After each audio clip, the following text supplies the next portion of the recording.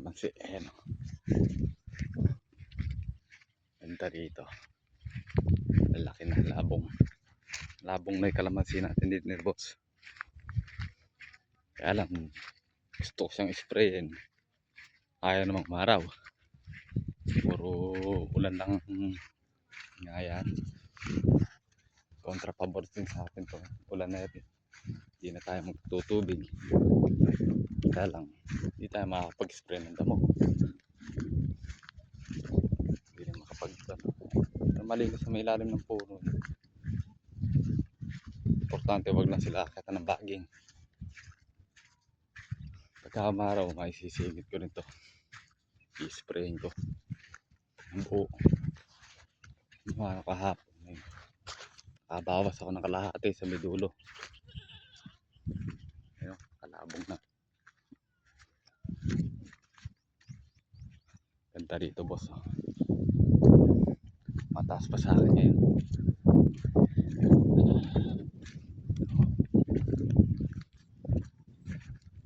Sila.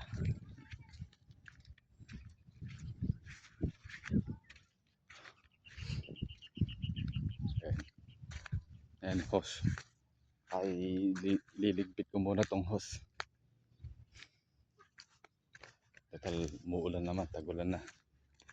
Sunod-sunod na yung ulan yan. Maalagaan na tayo ng tubig. Dito mukha nung nag-aaraw. Ito, medyo madamo pa to eh. Madamo pa rin kalahati na rin. Meron naman sa papaya. Ayan.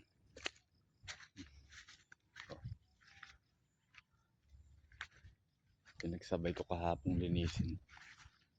Natapos namin nung hanggang nagbabaho kami kahapon.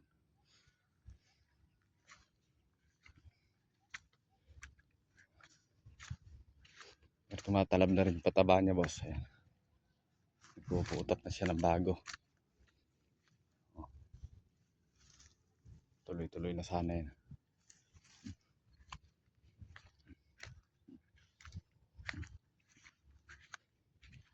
Ayan pa.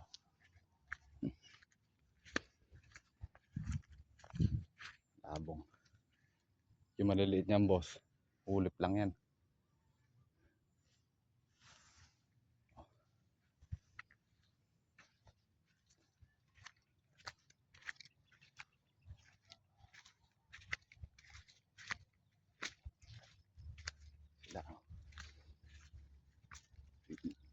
Malinis na rin. Linis na yan.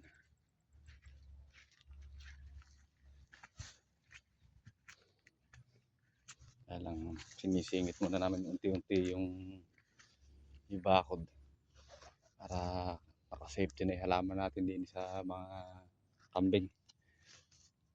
Ayan papaya. Ang laki na yung bunga.